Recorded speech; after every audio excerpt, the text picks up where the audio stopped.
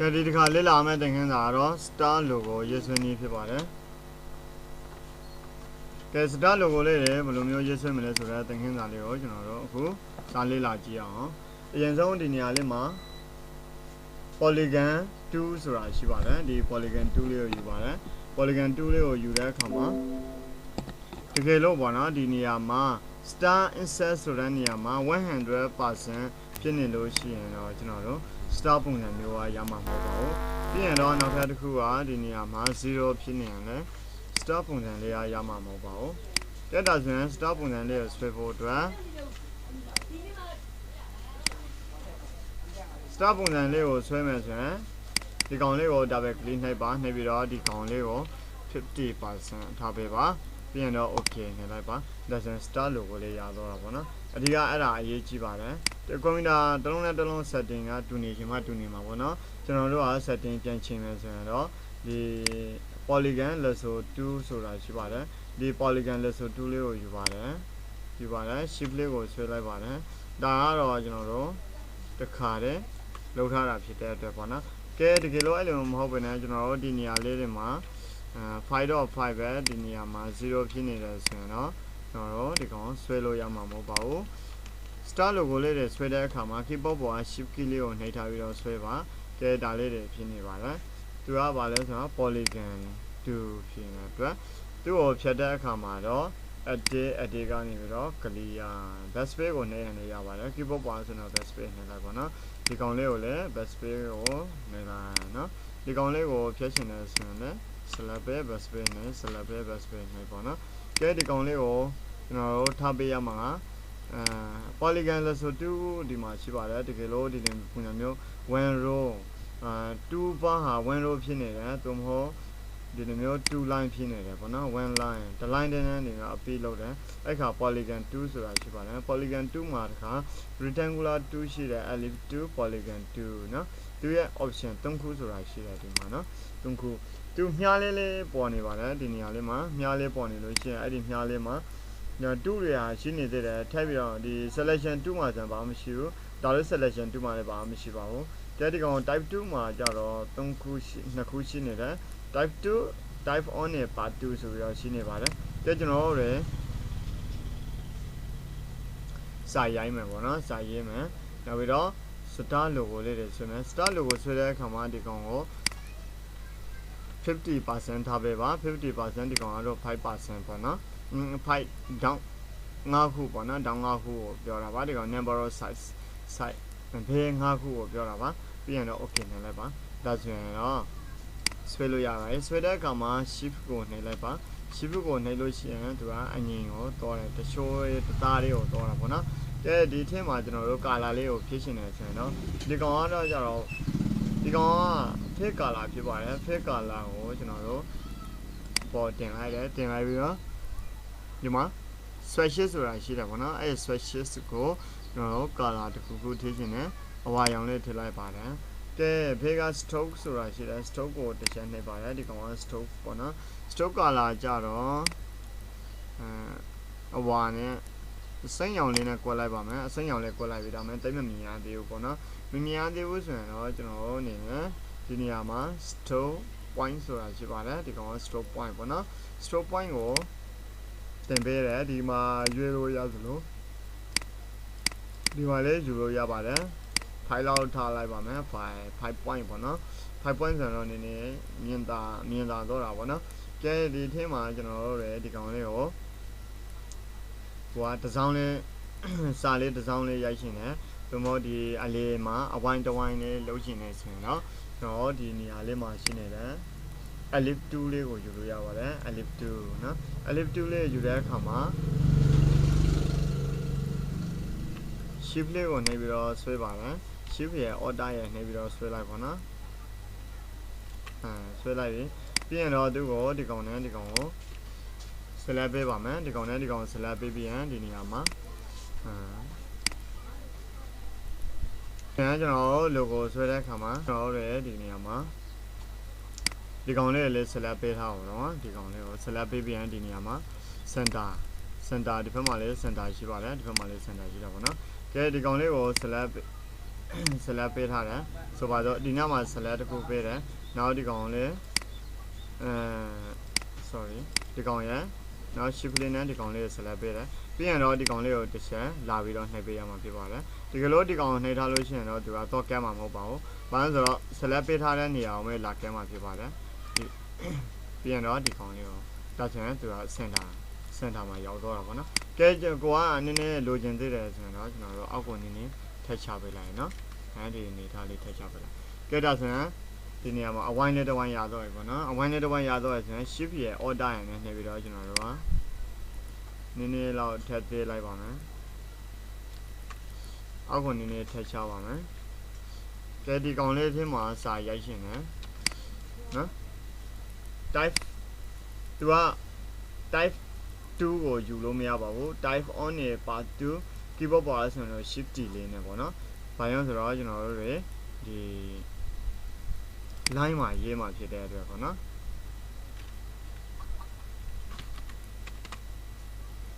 ဒီမှာကိုလိုချင်တဲ့ဖောင်းတွေကိုဒီမှာရွေးလို့ရပါတယ် times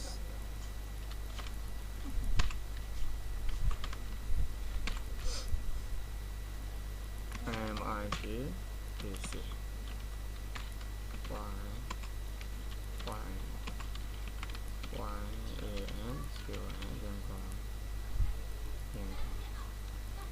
ကဲဒီကောင်လေးကို selection 2ကိုယူပါမယ် selection 2ကိုယူပြီးရင်ကျွန်တော်ဒီဘက်ကိုဆွဲချလိုက်ပါတယ်ပြီးရင်သူ့ကိုဒီဘက်ကိုဆွဲလို့ရပါတယ်ကိုလိုချင်သလိုသူ့ကိုတစ်ခါဒီဘက်ကိုပြန်ပိုးချင်တယ်ဆိုရင်ပို့လို့ရတယ်ဒီဘက်ကနေပြီးတော့ဆွဲလိုက်ပါနော်ဒီလိုဆွဲပြီးတော့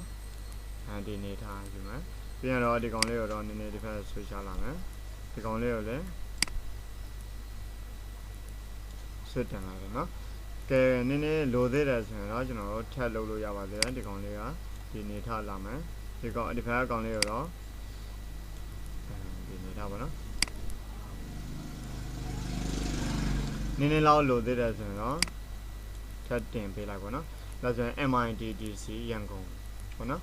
MITDC ရန်ကုန်ဒီကလို့ဒီအောက်မှာစာရိုက်ရင်လည်းဆိုရင်စာရိုက်လို့ရပါသေးတယ်ကျွန်တော်တို့ကဒါဆိုရင်ဒီကောင်မှာစာရိုက်ဖို့အတွက် order နဲ့နေပြီးတော့ဖြည့်ပြီးတော့ Photoshop လို့ပေါ့ switch ချလိုက်တယ်ပေါ့နော် switch ချလိုက်တဲ့အခါမှာဒီဘက်မှာစာရိုက်ဖို့အတွက်ပေါ်လာပါပြီကဲသူ့ကို type on နဲ့ part 2ကိုယူပါတယ်ယူပြီးတော့ဖောင်းအလားနဲ့ရေးချင်တယ်ဆိုရင်လည်းဖောင်းအလားလေးတွေကကိုဘာဖောင်းကိုကြားရတယ်ပေါ့နော်ဖောင်းကိုကြားတဲ့ဖောင်းလေးတွေကိုပြောင်းယူလို့ရပါတယ်ပြီးရင်တော့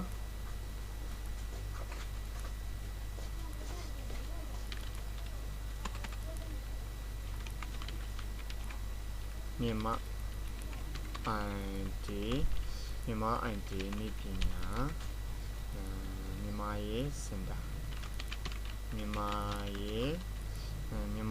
စင်တာပေါ့နော်မြန်မာ ID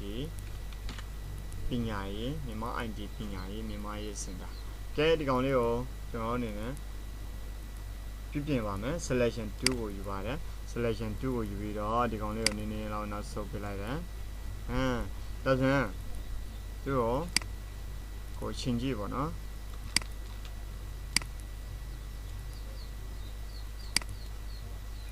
ဒီကောင်လေးအောက်နည်းနည်းဆွဲကြပါမယ်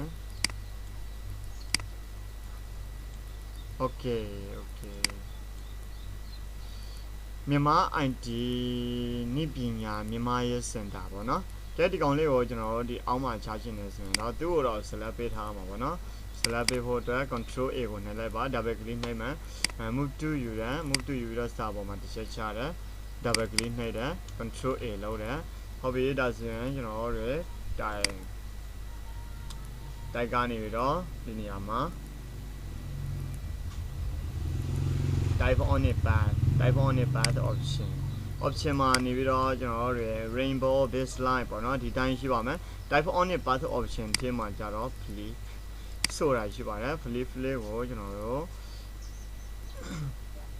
okay နှိပ်လိုက်ပါနော်ဒါတော့ center ကိုနေပြီးတော့ flip လောက်ရတာပေါ့နော်ကဲသူ့ကိုတခါပြောင်းပြင်လို့ရှင်တယ်ဆိုရင်ရပါတယ်ကဲသူ့ကို spacing ဘယ်လောက်ထားမလဲဒီထဲမှာ spacing လေးတွေချလို့ရတယ် spacing လေးတွေ0ထားလို့ရတယ် baseline ရဲ့ center ရဲ့ဆိုပြီးတော့ရှိတယ် center ထားမလားတမောမှာ ascent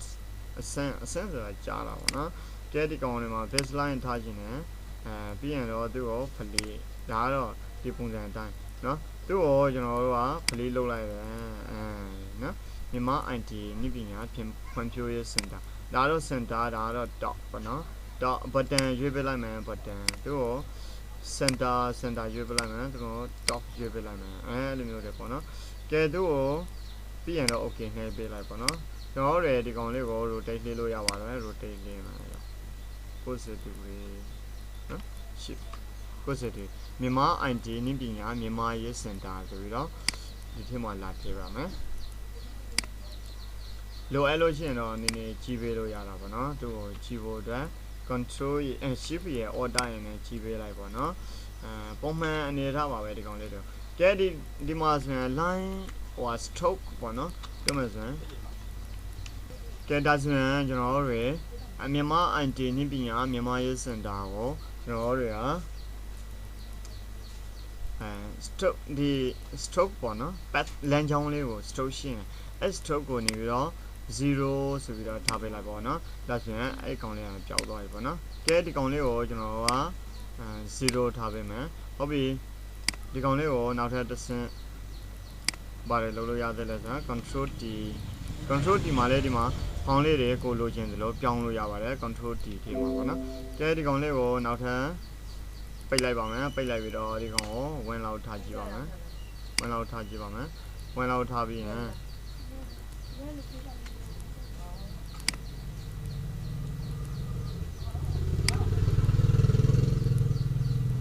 နောက်ပြီးတော့ဒီမှာ guideline လေးတွေရှိပါတယ် guideline တကယ်လို့ဒီ ruler ပေါ်မနေဘူးဆိုရင်တော့ keyboard ပေါ်က control R ကိုနှိပ်လိုက်ပေါ့နော် control R ကိုနှိပ်လိုက်လို့ရှိရင်ဒီ Adobe Indesign ထဲမှာruler ပြောင်းသွားပါတယ် Photoshop လို့ပေါ့နော် Photoshop လို့မှာလဲ control R ကိုနှိပ်လိုက်လို့ရှိရင် ruler ပေါ်လာတယ် control R ကိုပိတ်လိုက်နှိပ်လိုက်လို့ရှိရင်တော့ ruler ပြင်ပြောင်းသွားတာပေါ့နော် control R ကိုနှိပ်လိုက်ပါ ruler ပေါ်နေလို့ရှိရင် guideline လေးတွေယူပြီးတော့အောက်မှာဆွဲချပြီးတော့ကိုယ့်ရဲ့ဒီ logo ဆွဲတဲ့ design လေးအငြိမ်မငြိမ်ပေါ့နော်ဒီတိုင်းပေါ့နော်ကဲဒါဆိုရင်ဒီနေရာမှာဒီ stroke လေးကို0ထားပေးလိုက်ပါ0ကဲဒါဆိုရင်MITDC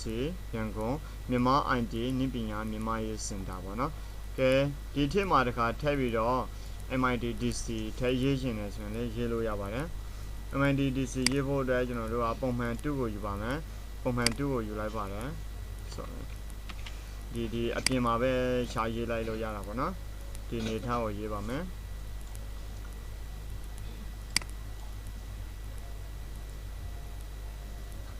တို့ဒီနေရာမှာ extra ကိုပြန်ဖော်ဒီမှာ line မပေါ်ဘူးပေါ့နော် line မပေါ်ဘူးဆိုတော့ကျွန်တော်က view ထဲကနေပြီးတော့ extra ကနေပြီးတော့ show frame h control h ကိုနှိပ်လိုက်လို့ရှိရင်ကိုလောက်ထားတဲ့ဟာလေးတွေကအကုန်လုံးပေါ်လာတယ်เนาะကဲဒီထက်မှာစာရိုက်ဖို့အတွက်ကျွန်တော်တွေက MITDC ဒီကောင်ကတော့အသေးဖြစ်နေပါတယ်အဲ့ဒါကိုအကြီးလုပ်ချင်တယ်ဆိုရင်တော့ဒီနေရာမှာ all caps ကိုနှိပ်ပေးလိုက်ပေါ့နော်ကဲဒါဆိုရင်သူကအကြီးဖြစ်သွားပြီပေါ့နော်သူ့ကို center ထားပါမယ် center ထားပြီးရင်သူ့တခါပြင်ပြီးတော့ဒီမှာလာထားပါမယ်သူ့ကိုဒီအောက်ကနေပြီးတော့ဆွတ်တင်ပေးလို့ရပါသေးတယ်ဒီဘက်ကိုလည်းကျွန်တော်တို့ကကိုလိုသလောက်ကိုအကြီးသေးလေးလုပ်ပေးလို့ရပါသေးတယ်နော်ဘေညာရွှေ့လို့ရပါတယ် keyboard ပေါ်ဆိုရင်တော့ right arrow left arrow လေးနဲ့ဘေညာလုပ်လို့ရတာပေါ့နော်ဒီစာ text ကို double click နှိပ်ပါတယ် select ပေးပါတယ် select ပေးတဲ့အခါမှာကျတော့လေ control A နဲ့ select ပေးပါတယ် control shift greater than နဲ့သူကိုစာလုံး font size ကိုကြီးပေးလို့ရပါတယ် MITDC ပေါ့နော်တကယ်လို့ဒီနားလေးမှာ dollar လေးတွေထည့်ရှင်နေဆိုရင်လည်း dollar လေးတွေထည့်လို့ရပါတယ်ကဲဒီက dot ထည့်တဲ့အခါမှာကျတော့ဒီအပြင်ကိုရောက်သွားတဲ့အခါကျတော့နည်းနည်းလေးသူကပြောင်းချွန်းချက်တဲ့အနေနဲ့ရှိတာပေါ့နော်အပြင်ကိုဒီ line အပြင်ကိုရောက်သွားလို့ရှိရင်သူကမပေါ်ဘူးပေါ့နော်ကဲဒါဆိုရင်သူ့ကို control A နဲ့ select ပေးတယ် select ပေးပြီးတော့ control shift greater than နဲ့ဒီနေထားလောက်ပေါ့နော်ဒီနေထားလောက်အောက်နေထည့်ချပါမယ် MITDC ရန်ကုန်ဒီစာသားလေးကိုကျွန်တော်တို့ကအဖြူရောင်လေးထည့်ပါမယ်အဖြူရောင်လေးထည့်ဖို့အတွက် the sessions or any ama paper or you pay like one doesn't do a few daily pit over I did a few daily or the cardinal stove question as you know stolen or you are stolen a young jaro pan only called the MITDC young gong MITDC young gong now in the Alimataka the Patland young ladyကိုလိုသလိုပညာရွှေလို့ရတယ်အပေါ်လေးတင်ပေးမယ်ဆိုရင်တင်ပေးလို့ရတာပေါ့နော်တက်ဒီစာရောနည်းနည်းသိကျင်တယ်ဆိုရင်တော့ shift နဲ့ order နဲ့နေပြီးတော့နှိပ်ပြီးတော့သိပေးလို့ရပါတယ်ကဲဒီမှာစာလေးတွေကိုသိတဲ့အခါမှာ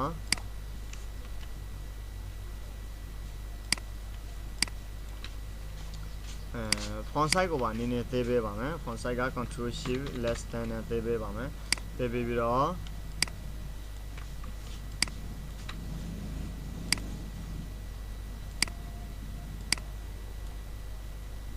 သူ့ကိုတော့အလေကတခုခု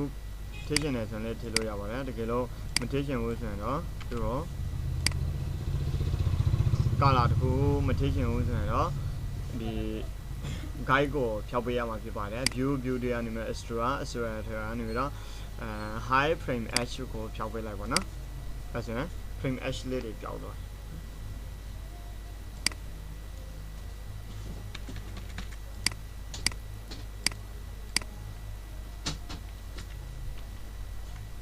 ကဲဒါဆိုရင် logo လေးတစ်ခုကတော့ဆွဲပြီးသွားပြီပေါ့နော် star logo နော်star logo ဒီနေရာမှာအလဲမှာကိုကြိုက်တဲ့လိုရေးလို့ရတာပေါ့နော်မြန်မာ IT နည်းပညာမြန်မာရဲ့ center MITDC ရန်ကုန်နော်အဲ့ဒါကိုတခါကျွန်တော်တို့ကဒီကောင်လေးကိုအပေါ် order နဲ့နေပြီးတော့ဆွဲပါမယ်ဆွဲပြီးတော့ဒီနားလေးမှာထားလိုက်မယ်နော်ဒီအောက်မှာကျတော့ဟိုဟာဒီထောင်နဲ့ခုနှစ်ပေါ့နော်ဟိုမှာ since 2010 since 2010အဲ့ကောင်လေးတို့ stroke ပြောင်းရင်လည်းဆိုရင်တော့ပြောင်းလို့ရပါသေးတယ် stroke လေးပြောင်းလိုက်မယ်ဆိုရင်ဒါတော့အကွတ်သူကအကွတ်ကိုပြောင်းတော့တာပေါ့နော်ဒါဆိုရင်ဒီနေရာလေးမှာတကယ်လို့အကွတ်မလို့ရင်လို့ဆိုရင်တော့ဒီအကွတ်မှာနင်းပဲထားပေးလိုက်ပေါ့နော်နင်းထားပေးလိုက်ဒါဆိုရင်အကွတ်မရှိတော့ဘူးနော်အကွတ်မရှိတော့ဘူးသူကိုစာလုံးကိုတစ်ခါ stroke ပြန်ကွက်ရှင်နေဆိုရင်တော့ဒီနေရာလေးမှာ